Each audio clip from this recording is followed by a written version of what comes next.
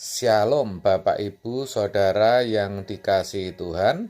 Seri pengajaran hari ini Jumat 21 Mei 2021 berjudul Dianiaya karena kebenaran. Yang saya maksud dengan dianiaya karena kebenaran adalah penderitaan yang harus dialami oleh para pengikut Kristus.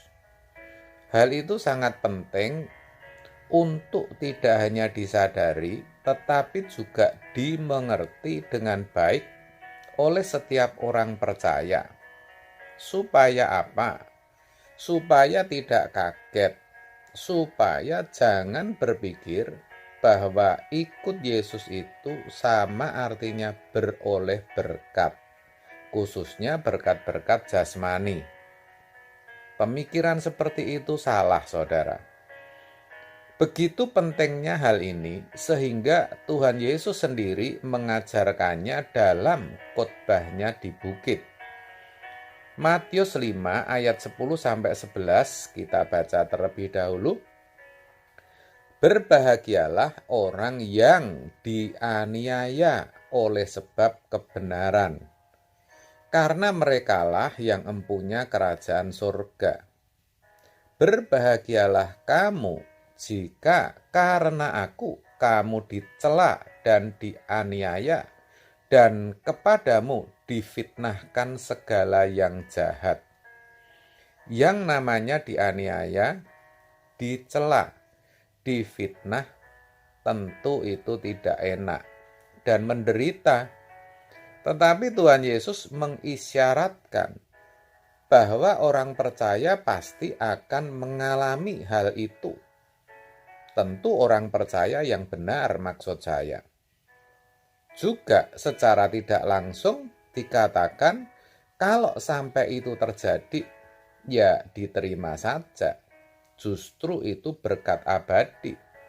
Itulah sebabnya dikalimatkan, berbahagialah karena orang yang demikian akan empunya kerajaan surga. Itu pun sudah dialami Tuhan Yesus sendiri ketika ia hidup di dunia. Jadi Yesus bukan hanya mengajar, melainkan juga menjadi teladan. Dia mau dianiaya, dicela, dan difitnah, bahkan mengalami berbagai penderitaan lainnya. Murid-muridnya pun demikian. Hidupnya tidak ada yang nyaman, bahkan matinya pun mengenaskan, dan bahkan ada yang tidak wajar. Coba perhatikan apa yang dialami Stefanus, di mana ia dirajam batu sampai mati. Petrus mati dengan cara disalib dengan kepala di bawah. Yakobus dieksekusi mati dengan pedang. Yohanes sempat direndam dalam minyak yang mendidih, dan masih banyak penderitaan dan aniaya yang dialami oleh pengikut Yesus pada waktu itu. Di bagian lain, Tuhan Yesus juga berkata, lalu Yesus berkata kepada murid-muridnya, setiap orang yang mau mengikut aku, ia harus menyangkal dirinya, memikul salibnya, dan mengikut aku. Matius 16 ayat 24. Menyangkal diri dan pikul salib itu berat. Jadi kalau kita menjadi orang Kristen, syarat yang terutama dan yang pertama, sesungguhnya kita harus mau dan berani menderita untuk Kristus. Kalau jemaat mula-mula, memang Tuhan kondisikan untuk mengalami aniaya dan penderitaan. Itu karena kekristenan baru lahir. Tetapi sekarang kekristenan sudah ada ribuan tahun. Itu artinya kekristenan tidak lagi bayi. Kekristenan harus menjadi dewasa, saudara. Itulah sebabnya Tuhan tidak mengkondisikan hal yang sama kepada kita, seperti jemaat mula-mula yang harus mengalami siksaan dan berbagai penderitaan. Sebaliknya, Tuhan justru membuka semuanya. Dunia begitu terbuka dan sepertinya menjanjikan kenyamanan hidup. Tetapi justru inilah yang berat. Inilah yang berat, saudara. Sebagai orang Kristen, sekarang ini bebannya lebih berat kalau dibandingkan dengan jemaat mula-mula. Saudara mungkin bertanya, kok bisa begitu, Pak? Iyalah, karena kita dipaksa untuk bisa menganiaya, mencela, memfitnah, dan mengkhianati daging kita sendiri. Di tengah dunia yang semakin maju ini, kita tidak boleh serupa dengan dunia, seperti dikatakan dalam Roma 12 ayat 2. Kita bahkan harus membenci dunia, bahkan tidak mengingini sama sekali. Tertarik saja, ekstrimnya tidak boleh. Ini berat, bahkan sangat berat, saudara. Kita harus dengan pedang merobek dan menyakiti daging kita. Kita harus mematikan segala hasrat, ambisi, serta keinginan kita.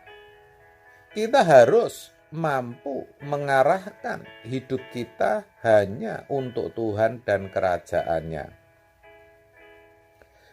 Tetapi sekali lagi saya ingatkan kata Tuhan Yesus, berbahagialah mereka yang dianiaya, dicela, difitnah oleh sebab kebenaran, karena merekalah yang empunya kerajaan surga. Tuhan Yesus mengisyaratkan bahwa semua ada perhitungannya, dan perhitungan itu di belakang, dan itu tidak lama, paling 70-80 tahun, bahkan bisa kurang. Dan ketika saatnya tiba, kita akan bertemu Tuhan di langit yang baru dan bumi yang baru. Itulah kebahagiaan sejati yang tidak bisa dibandingkan dengan apapun juga, bahkan dengan penderitaan yang kita alami sekarang ini. 2 Korintus 4 ayat 17 mengatakan, sebab penderitaan ringan yang sekarang ini mengerjakan bagi kami kemuliaan kekal yang melebihi segala-galanya, juga jauh lebih besar daripada penderitaan kami. Itulah kenapa kalau saat ini saudara sedang menderita, apapun itu sebabnya, ingat kemuliaan kekal yang Tuhan sudah sediakan. Jangan putus asa, tetaplah semangat, tetaplah setia di dalam Tuhan. Amin. Tuhan Yesus memberkati.